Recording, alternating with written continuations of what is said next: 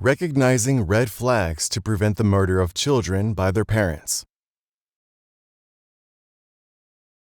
Filicide, the killing of a child by their parent, has long been dismissed as too rare or too incomprehensible to study in depth. However, as Professor Thea Brown's research shows, filicide is neither as rare as once thought, nor beyond our capacity to prevent. Her team's work at Monash University demonstrates that filicide doesn't occur in isolation or from a single cause. Instead, it arises from a complex web of factors, including family violence, substance abuse, mental illness, and the perpetrator's history of trauma. Importantly, Brown's work reveals that both mothers and fathers commit filicide, but often in different circumstances and with different warning signs, many of which are missed by social services. Countries such as Australia, South Africa, South Korea, Japan, and Canada reveal similarities and differences in how filicide unfolds across cultures. For example, Brown and her team have highlighted the role of migration in some Australian cases, pointing to systemic stressors that need more attention. South Korea and Japan show contrasting patterns in perpetrator gender, raising questions about how local norms, data collection practices, and public services shape both the risk and the response. A crucial insight from Dr. Brown's work is the role of red flags, early warning signs that can indicate a high risk of filicide. Her team has developed a constellation of red flags tailored to different groups: mothers, fathers, stepfathers, and the children themselves. For instance, mothers who are victims of family violence and have depression are at a higher risk.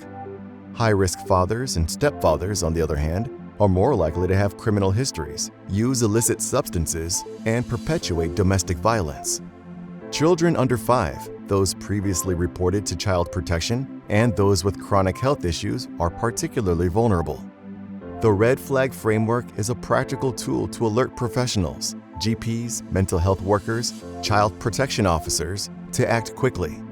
As Brown stresses, professionals must respond with urgency, link at-risk families to appropriate services, and maintain close oversight, especially in the days after receiving a report. Brown's most recent findings also shed light on how child protection services interact with families at risk and how gaps in that engagement can have fatal consequences. In nearly 40% of filicide cases examined between 2009 and 2016 in Australia, the families were already known to child protection.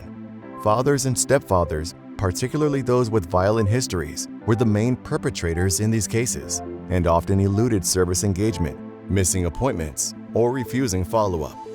Tragically, many children died soon after cases were opened, sometimes within days. The majority of referrals to child protection came from concerned friends, family, or neighbors. Other services, such as mental health or substance use support, rarely made reports to child protection, despite obvious risks. Brown emphasizes that these findings are a wake-up call. The systems we rely on to protect children are often reactive and siloed, missing opportunities to intervene before harm occurs. A coordinated, better-informed response across services is essential.